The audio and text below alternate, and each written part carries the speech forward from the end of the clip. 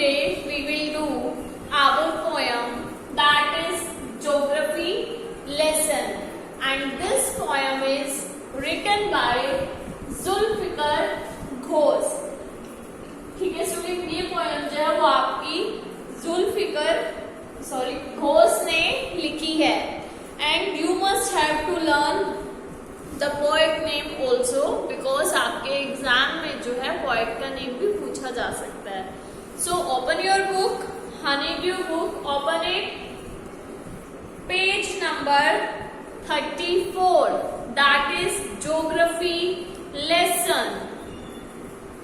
Can you imagine what your city would look like? इस poem में जो ये जुल्फिकर घोष है वो हमारी सिटी कैसे डेवलप्ड हो रखी है, ठीक है, उसकी बात कर रहे हैं।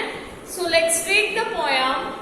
Before starting the poem, read above paragraph, that is, can you imagine what your city would look like if you saw it from 10,000 feet above the ground?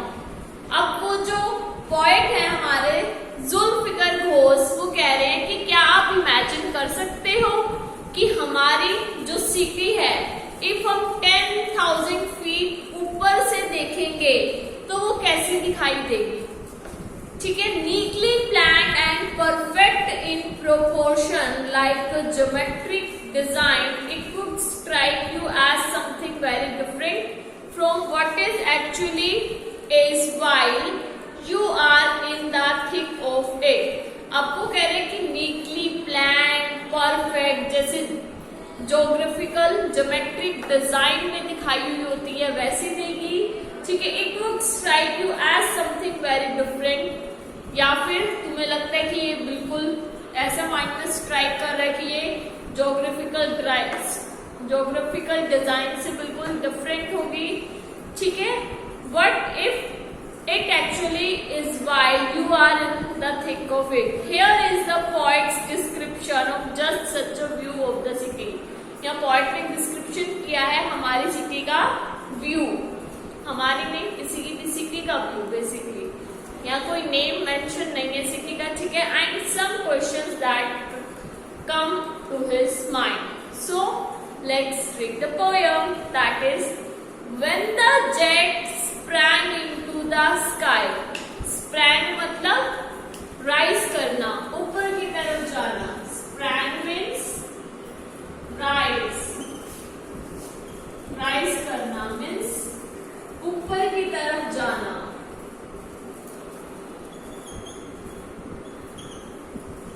ऊपर की तरफ जाना means that is called be sprang।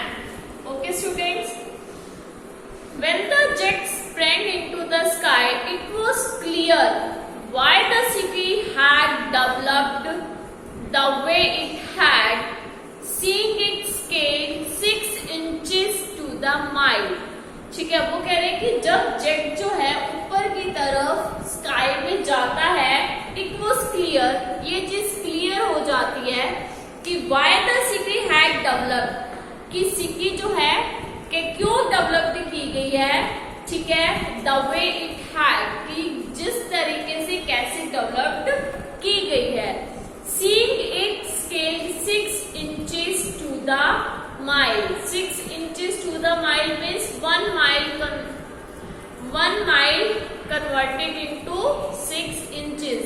अब वो कह रहे हैं कि जब जेट जो है ऊपर की तरफ जाता है स्काई की तरफ, और फिर जब हम वहां से सिटी को देखते हैं, मतलब ऐसा लगता है कि कई माइल्स जो है, 1 माइल जो है 6 इंचेस में कवर हो गया हो। 1 माइल जो है 6 इंचेस में कवर हो गया हो, हमें ऊपर से जो है इतनी पास सिटी दिखाई देती है।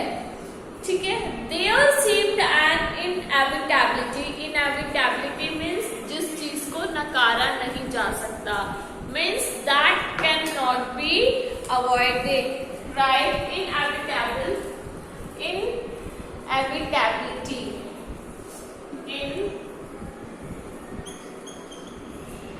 inevitability।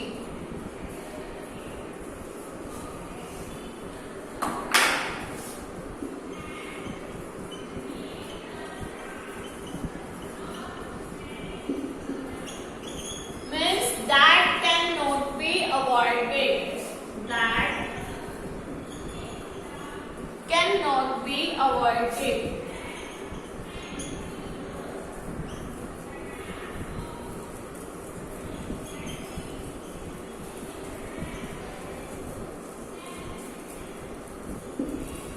That cannot be avoided.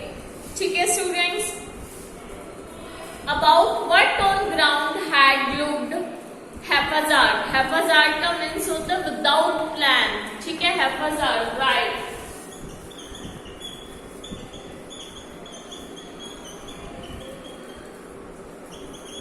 Okay students, haphazard means without plan.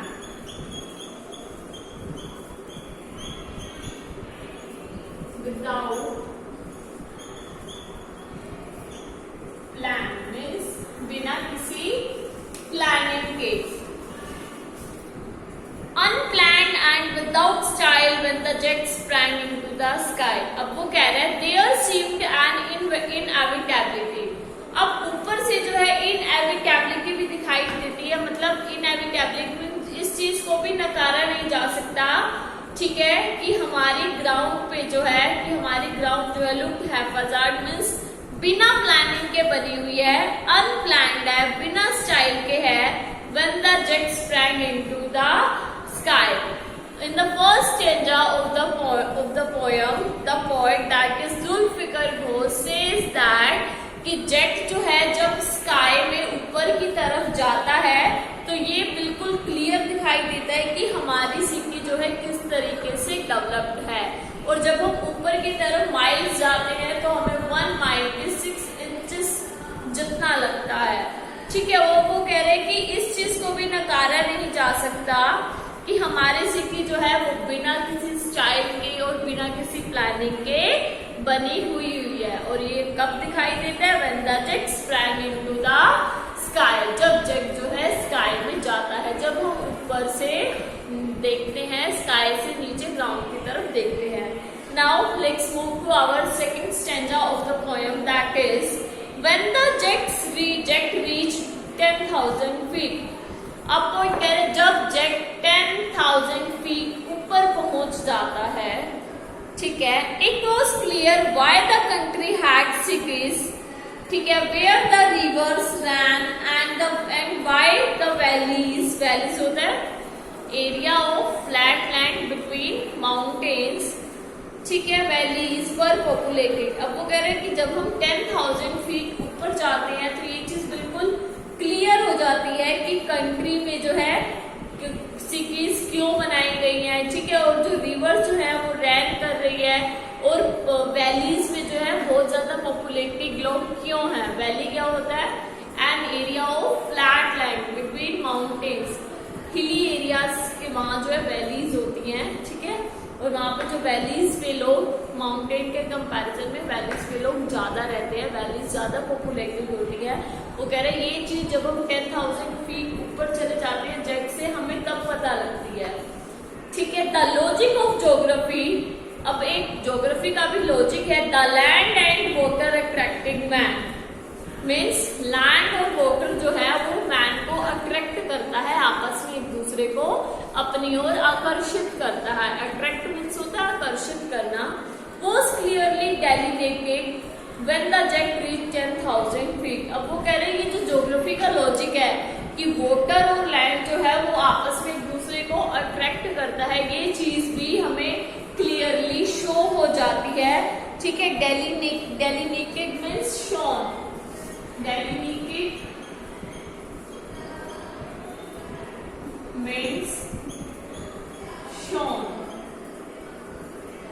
अब वो कह रहे हैं कि ये चीज भी जो है वो क्लियरली शो हो जाती है कि मैन और कि लैंड और वाटर जो है वो आपस में कैसे आपस में अट्रैक्ट करते हैं. और ये हमें कब समझ में आ जाती थी? जब हम 10,000 फीट ऊपर जाते हैं स्काई में. Now let's move to our third stanza of the poem that is when the jet rose 6 miles high. अब पोएट कह रहा है कि जब जेट हमारा अभी पहले वाले स्टेंजा में गया था 10,000 फीट ऊंचा. अब वो कह रहे हैं जब जेट 6 माइल्स फीट ऊंचा चला जाता है. ठीक है, it was clear the earth was round. ये चीज बिल्कुल क्लियर हो जाती है कि हमारी हमारी अर्थ जो है वो कैसी है, वो कंप्लीटली राउंड है, ठीक है। And that it had more sea than land, और ये चीज भी हमें पता लग जाती है कि हमारी अर्थ पर लैंड से ज्यादा सी है, मीन्स समुद्र है। It is but it was difficult to understand. अब वो कह रहा है पोएट कि ये चीज समझना बहुत ही मुश्किल है, that the man on the earth found causes to hate each other, कि अर्थ पर जो मैन होते हैं, मैन मतलब मैन से यहाँ ह्यूमन बीइंग से मतलब है कि जो ह्यूमन बीइंग्स होते हैं वो आपस में एक दूसरे से हेट क्यों करते हैं, ठीक है। To build walls across the cities and to kill, क्यों एक दूसरे के आगे दीवारें बनाते हैं, ठीक है। सिटीज में क्यों एक दूसरे में दीवारें बनाते हैं और एक दूसरे को क्यों मारते हैं, ठीक है। From that height it was not clear why. अब पोएट कह रहा है कि ऊपर हाइट पर जाने के बाद ये सब चीजें तो समझ में आ जाती हैं कि हमारी अर्थ जो है वो वेल प्लान नहीं है, ठीक है, बट वो बहुत अच्छी और क्लियर दिखाई देती है, ओके। एंड हमारे 10,000 फीट ऊपर जाने पे हमें ये भी पता चल जाता है कि हमारी जो है वैलीज ज्यादा पॉपुलेटेड है। एंड जोग्राफिकल जो एक क्या है, जोग्राफिकल लॉजिक है कि लैंड और वाटर एक दूसरे को अट्रैक्ट करता है, ये चीज भी क्लियरली समझ में आ जाती है।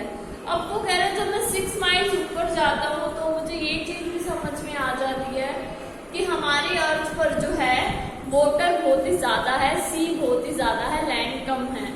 बट एक चीज समझ में नहीं आती कि यहाँ के लोग जब इतनी अच्छी सिटी, वेल प्लान सिटी, ठीक है, वेल प्लानिंग से नहीं बनाई हुई, फिर भी बहुत अच्छी दिखती है, ठीक है, बट फिर भी लोग आपस में एक दूसरे से हेट करते हैं, ठीक है, एक दूसरे से नफरत करते हैं, एक दूसरे को मारते हैं, ठीक है, और दीवारें खड़ी कर देते हैं एक दूसरे के बीच में, ठीक है। तो ऐसा क्यों है, ये चीज मुझे बिल्कुल भी क्लियर नहीं हुई, ये चीज मुझे हाइट पर जाने के बाद भी समझ में नहीं आई।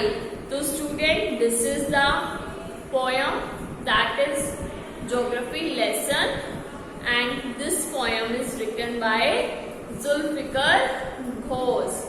एंड ये जो है इस पोयम में डिस्क्राइब कर रहे हैं हमारी अर्थ को, कि हमारी अर्थ कैसे है, उसमें सिटीज हैं, ठीक है, सिटीज भी है वो जो कैसे वेल प्लान्ड है, डेवलप्ड है, बिना प्लानिंग के भी इतनी अच्छी दिखाई देती है। हमारी लैंड पर वाटर बहुत ही ज्यादा है, ठीक है, ये सब चीजें उन्हें हाइट से दिखाई दे रही हैं, बट उन्हें सिर्फ एक चीज नहीं समझ में आ रही, वाई ह्यूमन बीइंग्स, ठीक है, kill to each other, hate to each other. So student, that is for today. We will meet in next video. Till then, bye, take care.